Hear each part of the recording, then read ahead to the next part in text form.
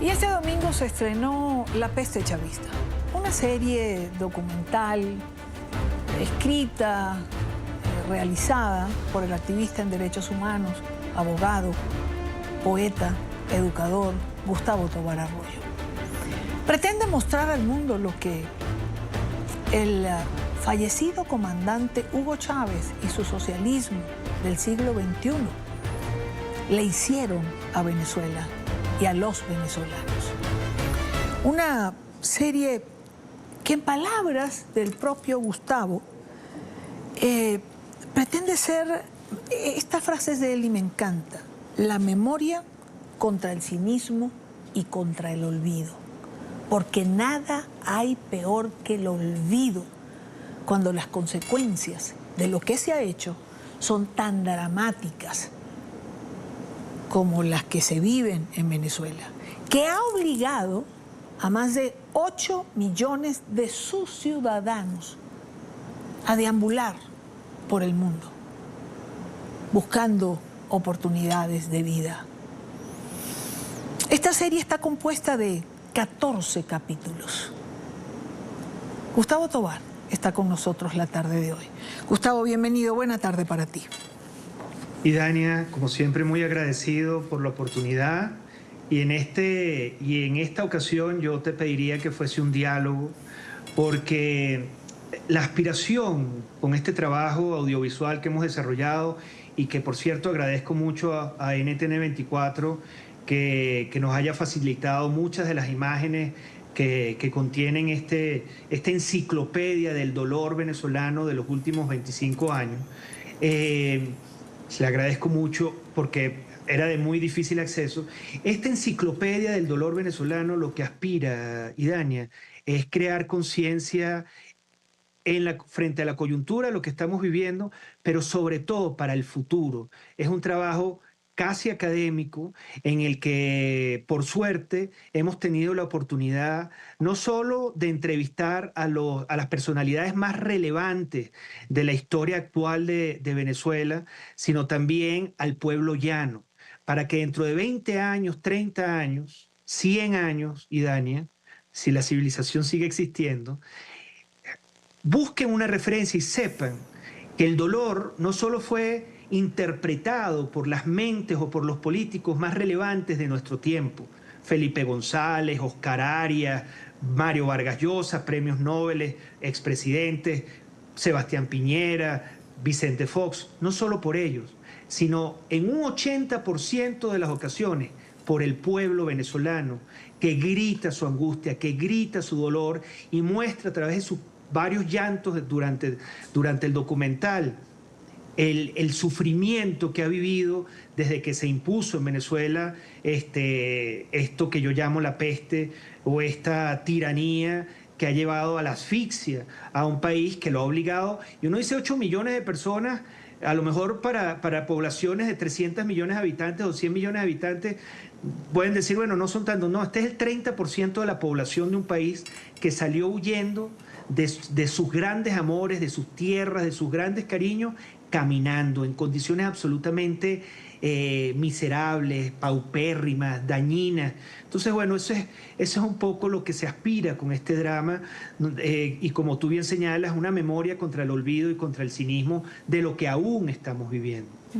Así es, me encanta esa frase de enciclopedia del dolor venezolano, porque normalmente uno acude a una enciclopedia a buscar una referencia histórica, que no recuerda en un momento cuándo pasó o qué fue lo que pasó.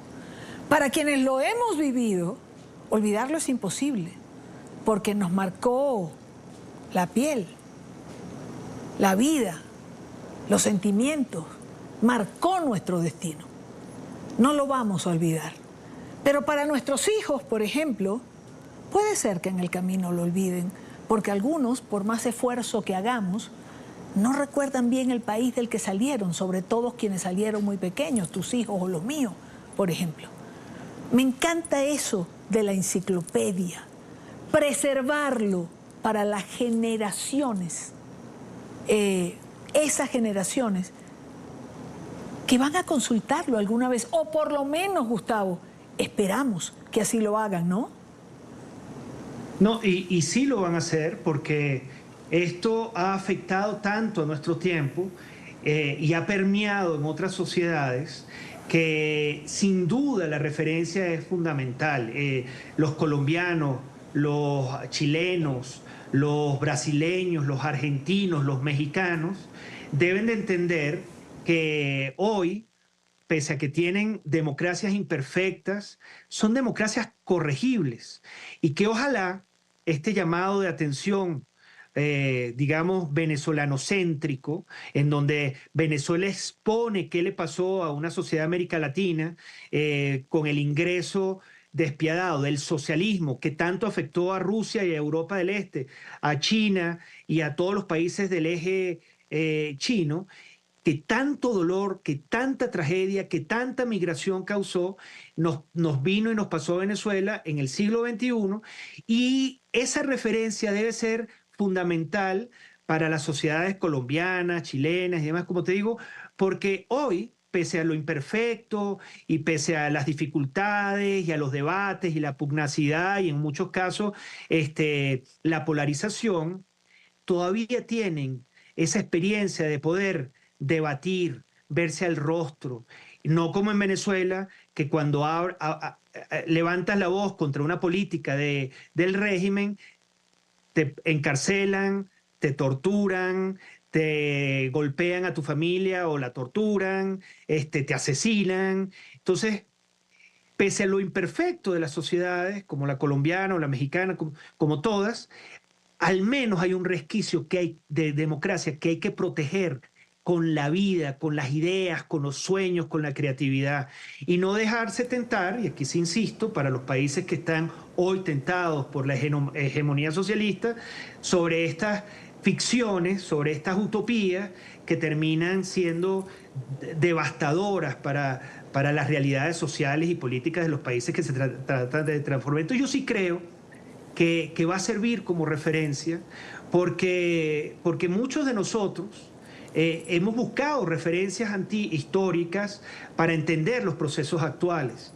Y yo sí consideré, los que somos grandes admiradores de la Ilustración francesa, que a fin de cuentas es el gran paso a la modernidad política, acabando con las monarquías y la hegemonía, pensamos en Diderot y en Voltaire, que con imágenes, con dibujos, nos presentaban la realidad de su momento histórico. Bueno, yo lo estoy haciendo con el arte, el máximo arte que existe, que reúne a todas las artes, que es el cine. Sin ser yo cineasta, pero sí creí que como activista tenía que mostrar de manera muy eficaz, de manera muy sencilla, el horror que estábamos viviendo, como se hizo desde la Ilíada, con un arco narrativo, con un conflicto y sobre todo con una exposición de testimonios, que es lo más importante, de testimonios que narran las heridas del momento histórico.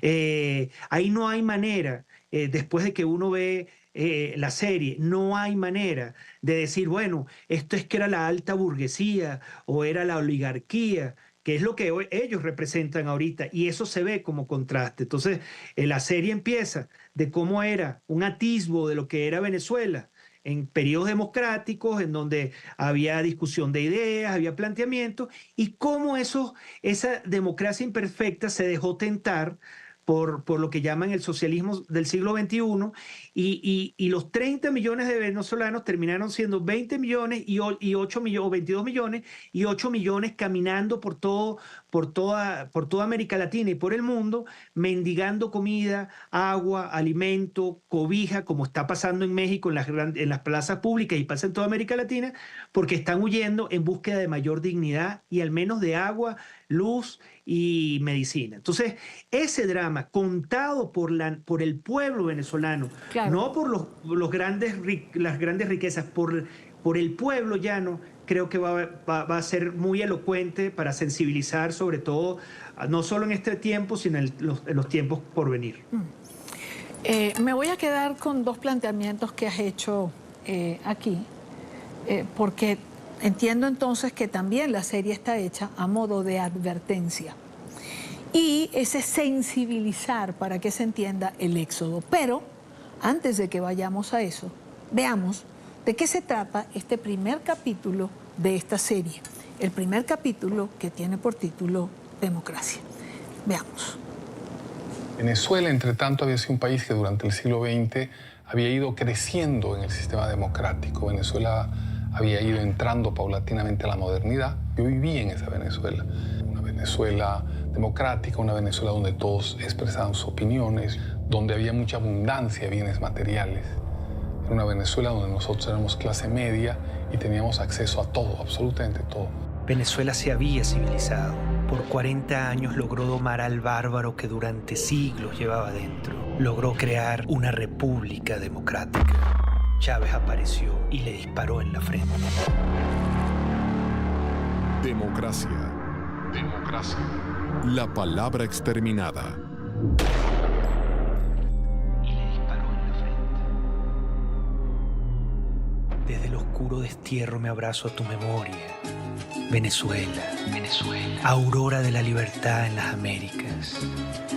Recuerdo tus mares, el sosiego de tus llanos, tus enigmáticos y ardidos desiertos, los Andes que florecen en tus cordilleras, tus aves, tus saltos donde los ángeles salpican su luz, hecha agua. Venezuela, Venezuela, bella, bellísima, como tu gente noble y trabajadora, y tus pueblos pintorescos, y tus niños, y tu historia de héroes y de santos, Desde el exilio recuerdo tu flamante desarrollo y tu progreso. Recuerdo tu cultura y tus tradiciones, y también recuerdo tu democracia, Venezuela. Desde el exilio recuerdo tu bella luz, pero también esa sangrienta sombra, Venezuela es un país que por un tiempo fue una referencia a nivel mundial y sobre todo a nivel latinoamericano. Mientras países estaban en medio de dictaduras militares, Venezuela estaba en medio de un proceso democrático que se venía fortaleciendo. Por un tiempo Venezuela fue un lugar no nada más en donde la democracia prevalecía, sino donde los ciudadanos de a pie podían alcanzar sus sueños, en donde los ciudadanos de a pie podían salir adelante, podían soñar con un futuro mejor, podían trabajar para tener ese futuro mejor. Venezuela fue un país de arte, de cultura, de belleza y espectáculo. Llegó a ser una potencia mundial en democracia y tolerancia. Una sociedad iluminada por el diálogo. Un abrigo para los desterrados del mundo. Venezuela fue una nación en libertad.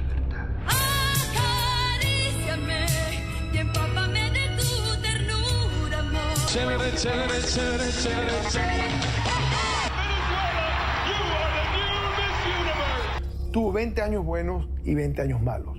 Quienes votaron por Chávez tenían muy fresco los 20 años malos. Ese fue el problema. Habían más que habían sufrido las consecuencias de un país en declinación desde el año 83 en adelante, realmente a quienes habíamos podido ver lo que había sido el desarrollo democrático de Venezuela. El año que viene se ve esto horroroso. Y gracias a los gobernantes, que es lo que nos han llevado a este extremo. Dejamos que alguna gente inconscientemente, otra bien intencionada, le atribuyeran a los 45 años que tuvimos de democracia muchos valores negativos, corrupción, desigualdad. Señor presidente, aquí está flotando en el ambiente una palabra que parece que todo el mundo tiene miedo de mencionar y es devaluación. Hay una serie de rumores y de desinformaciones que parecen tender a hacer perder la credibilidad en el sistema bancario. Había problemas como en cualquier nación. Eran muchos más los aciertos de la democracia que sus calamidades. No lo pudimos ver. Es el deterioro creciente de los partidos políticos que venían deteriorándose a ojos vistas, acusándose de corrupción sin pruebas de ningún tipo, frenando los relevos, impidiendo el surgimiento de nuevas voces, de visiones más modernas del mundo y sus problemas. Tanto Pérez como el doctor Caldera, que fueron reelegidos Esa reelección castró y simplemente fulminó el relevo político, que es el que en buena lid pudo haber llegado a la presidencia de Venezuela. No podemos permitir que las viejas ideas políticas frenen el progreso del país. Nuestra gente merece una vida mejor. La democracia no aguanta un fracaso más. Su honestidad está uniendo a Venezuela.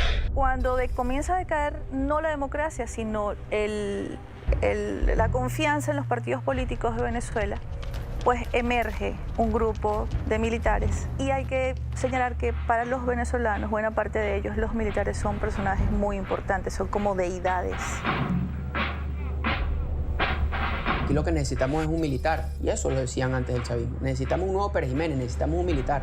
Entonces la gente que estaba asociada con la izquierda le gustaba a Chávez porque tenía un discurso antisistema, pero también los que les gustaba a la derecha porque decían que iba a ser un nuevo Pérez Jiménez. Entonces la derecha más ortodoxa, la derecha militar.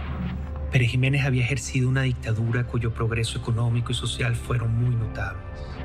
Aquella nostalgia de bienestar confundió al país. Ya basta de tanta ignominia, basta de tanta traición. Hemos salido ahora mismo a combatir en las calles y caminos de Venezuela para recuperar con nuestros propios brazos el honor mancillado de la patria. Mató a centenares de venezolanos en su golpe de Estado. Todas esas muertes quedaron impunes. La mayoría de aquellos asesinatos ocurrieron con un macabro y certero disparo a la cabeza. Lamentablemente, por ahora, los objetivos que nos planteamos no fueron logrados en la ciudad capital. Es decir, nosotros acá en Caracas no logramos controlar el poder. Desde la cúpula del poder en Venezuela se gestó este movimiento. Había un sentimiento revolucionario. O sea, había como que hay que salir de esto. Es que yo no estoy convencido de que el golpe felizmente frustrado haya tenido como propósito asesinar al presidente de la República. Afirmar que el propósito de la sublevación fue asesinar al presidente de la República es muy grave. No le pareció grave que intentara asesinar a la democracia de Venezuela. Caldera, en uno de los actos más trágicos y irresponsables de la historia de Venezuela, liberó al asesino en serie, Hugo Chávez. Finalmente, el comandante Hugo Chávez está en libertad. Ya está en la calle. Nosotros los venezolanos, como venezolanos que nos sentimos, estamos orgullosos de que bajo el gobierno de Caldera se le haya dado su sobreseimiento. La sociedad venezolana con el chavismo se lanzó a una aventura de esa típica aventura que, bueno, vamos a castigar a los que están gobernando castigándonos a nosotros mismos. Y la gente decidió, como han decidido otras sociedades a lo largo de la historia, lanzarse al vacío.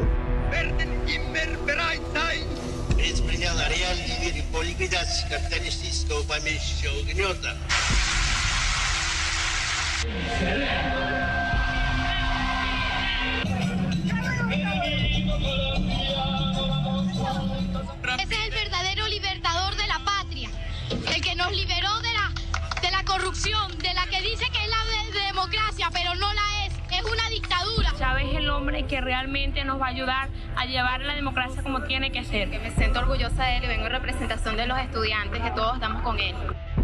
Pocos advirtieron lo que ocurriría con la llegada de Hugo Chávez al poder. El presidente Carlos Andrés Pérez fue uno de ellos. ¿Cuál es la tragedia que usted avisora si gana Chávez? Una dictadura. Y nosotros sabemos lo que es una dictadura.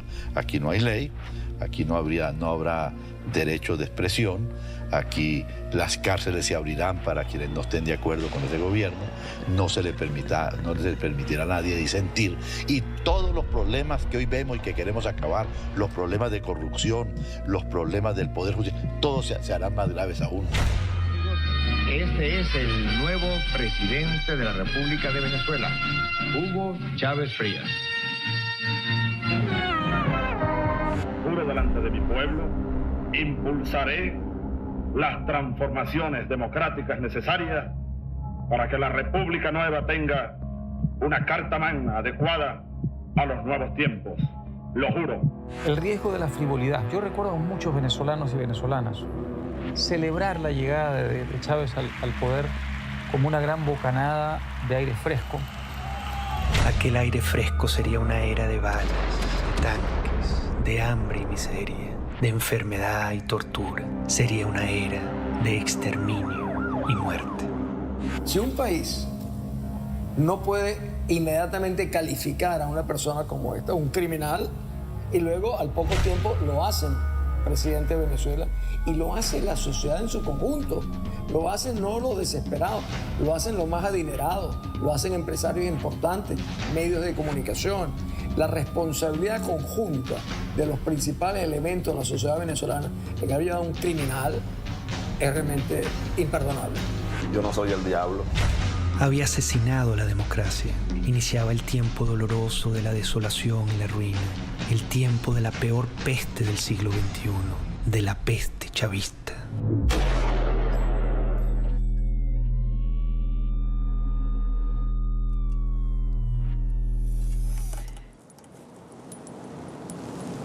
Yo creo que todo aquel que vea un capítulo de esta serie, el primero que hemos visto, necesariamente se quedará un par de segundos, porque estoy en televisión, donde el tiempo hay que acelerarlo, porque me quedaría varios minutos reflexionando. Retomo la pregunta, pero es que no puedo dejar de decirte qué trabajo. Lo conozco porque hemos trabajado juntos mucho tiempo y porque juntos hemos caminado un trecho muy largo en este recorrer de los venezolanos en un exilio que nunca imaginamos. Sí, Dania, fíjate que me conmueve escucharte porque cuando yo decidí hacer este trabajo, a raíz de la muerte del hijo de mi adorada, queridísima Gisela Berrizbeita, que era una activista de derechos humanos, básicamente porque siento que el arte es la bala más fulminante contra las tiranías. Pero yo no sabía nada ni de periodismo, ni de cine, yo era un activista, básicamente. Y por cosas del destino, el día después de que decidí hacer este trabajo, me topé contigo aquí en la Ciudad de México, que venías, creo, a una presentación de la CIP, y te dije, Idania, ¿cómo estás? Quiero contarte algo, quiero hacer un documental que narre el horror que hemos vivido los venezolanos, ¿me ayudas? Y los dos nos conmovimos, nos abrazamos y dijimos, no lo voy a decir como se dice en Venezuela, pero vamos a echarle, vamos juntos, vamos a darle. Y desde ahí, Dania, con filigrana, con pasión, pero sobre todo con conciencia, hemos decidido levantar la voz de manera muy elaborada, muy sensible y muy bien trabajada para que el mundo y para que la historia sepa el drama que vivimos. Fíjate que aquí, una cosa que quise rescatar, porque hay que rescatarlo, es que a veces los pueblos se equivocan. Y ahí puse cómo el pueblo llano, que después veremos durante los diferentes capítulos cómo va cambiando hasta la agonía, hasta el grito, el llanto y la desesperación, favorecía la alternativa de Chávez, creía en Chávez y consideraba que era el salvador, el redentor del país. Lo que no se imaginaba es que la rabia no es buena consejera para armar, o el resentimiento y el socialismo, sin duda alguna, no son buenos consejeros para armar una sociedad, un país, que en el caso venezolano era la sociedad, el país más rico de América Latina, con la democracia mejor desarrollada y más ejemplar del continente, y cómo la rabia, el resentimiento y todo el modelo del socialismo político hizo naufragar a una nación. Pero lo rescato, digo, sí, lo querían, lo buscaban, pero también, y las élites se apoyaron en él porque pensaban que lo iban a manejar y lo iban a controlar. Sin embargo, eso representó, como dice Laureano Márquez, como ha ocurrido en otras sociedades como la alemana, la china o la italiana, en un suicidio, en un acto que por hacerle daño a alguien terminó haciéndonos daños a todos. Claro. Y eso lo rescato, pero rescato particularmente, querida, que ese momento en el que en la Ciudad de México nos topamos y te conté que tenía esta iniciativa y tú desde el primer día, y sin ningún interés. Esto es importante resaltarlo, Idania, porque esto no persigue fines de lucro, esto no persigue fama, esto solo persigue conciencia. Y es una enciclopedia del dolor de una de las naciones, de la nación que paradójicamente le dio independencia y libertad a las Américas, que la introdujo con la modernidad. Entonces, bueno, por eso tiene doble peso, claro, el que hayamos decidido hacer algo así. Ya estamos por finalizar, Gustavo. ¿Es una advertencia? Sin duda es una advertencia para otras sociedades que, pese a la pugnacidad, la polarización y las rabias que representa todo sistema democrático, tiene que tener cuidado, porque el socialismo instaurado en los países no es buen amigo. Está repleto de resentimiento, está repleto de odio, eso también lo vamos a ver, está repleto de injusticia y de mucha corrupción. Mucha corrupción. Esos redentores que dicen que están en contra de la corrupción y van a cambiar el sistema y tal, se han convertido en los más corruptos de la historia de las Américas. Siendo NTN 24 el canal de las Américas, hay que mencionarlo, los más corruptos, los más ladrones, los más despiadados terminan siendo esos que con la bandera del socialismo dicen que van a cambiar una sociedad, y los ejemplos están por todos lados. Todos han terminado presos, bueno, en el caso venezolano están en el poder, pero todos han terminado presos, perseguidos por corrupción. Entonces, cuidado, países de América, países del mundo y sobre todo generaciones futuras. Cuidado, porque terminan siendo unos cínicos, unos mentirosos que devastan sociedades. El próximo lunes, esta serie, Gustavo publica los domingos un capítulo nuevo en su canal de YouTube, y los lunes vamos a comentarlo con él durante estos 14 capítulos. Él estará con nosotros aquí en el programa y los podremos comentar, y seguramente pues vamos a compartir con ustedes el capítulo en cuestión. Gustavo, como siempre, pues es un gusto compartir contigo. Muchísimas gracias. Y Dania, yo no sé si yo tendré la oportunidad de hacerte una pregunta corta. Claro. Porque me interesa en ese mismo espíritu de recrear cómo era el país, que tú, que fuiste una periodista líder del momento en donde Venezuela vivía la democracia, ¿cómo era ese país? Te lo digo para gente que no conoce de la Venezuela pre-Chávez, que no sabe qué se perdió. ¿Cómo era tú que lo viviste desde el centro de la noticia? ¿Cómo se llevaban los políticos? ¿Cómo era la cultura? ¿Cómo era la libertad? ¿Nos podrías contar un poco tu experiencia en ese sentido? Era un país libre, donde se podía disentir, donde los periodistas podíamos trabajar, donde había medios de comunicación. Leía un titular, por cierto, en estos días, reciente, ahora del 27 de enero, donde decía que 400 medios de comunicación han cerrado en los tiempos de revolución en Venezuela. La Venezuela que yo viví era una Venezuela con medios de comunicación, donde los periodistas podíamos hacer nuestro trabajo.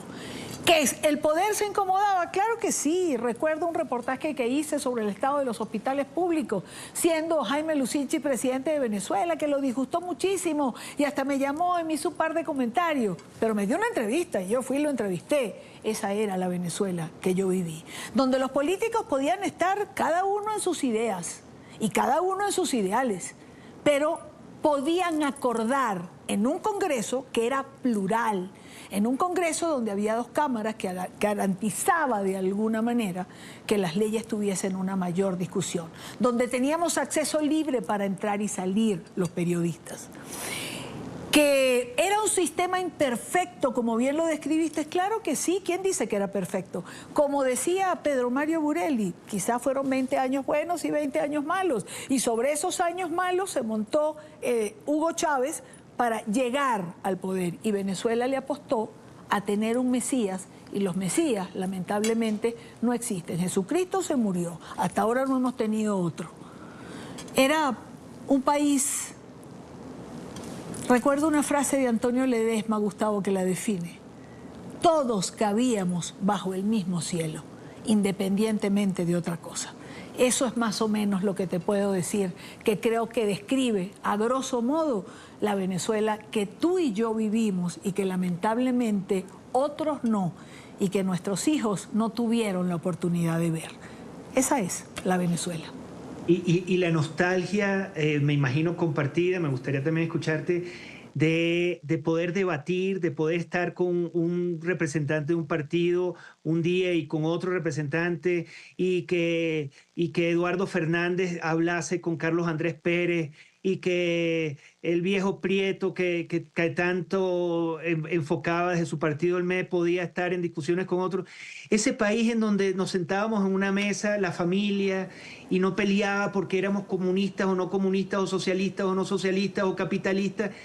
Esa nostalgia de la fraternidad. Yo me acuerdo que Luis Pérez Orama decía, Venezuela era uno de los países más igualitarios del planeta Tierra. Porque el ejemplo de Bolívar. Pero así es. Y era lo que te decía, un país plural, donde valía la discusión. Pero te debo esa respuesta para la próxima semana, porque el tiempo ya nos marca que debo despedirte. La próxima semana tendremos tiempo de esta conversación, como tú bien lo señalaste, y hablamos de ese segundo capítulo. Solo dime el título del próximo capítulo. Curiosamente, Chávez, que se celebra el 4 de febrero, la semana que viene, su aparición pública en el escenario político venezolano. Vamos a ver quién fue Chávez y cómo llegó al poder. Para la memoria, contra el cinismo y contra el olvido. Gustavo Tobar, escritor, realizador de esta serie, La Peste Chavista. Gracias, Gustavo. Un abrazo grande. Nos vemos la próxima semana. Gracias a ti, Ida.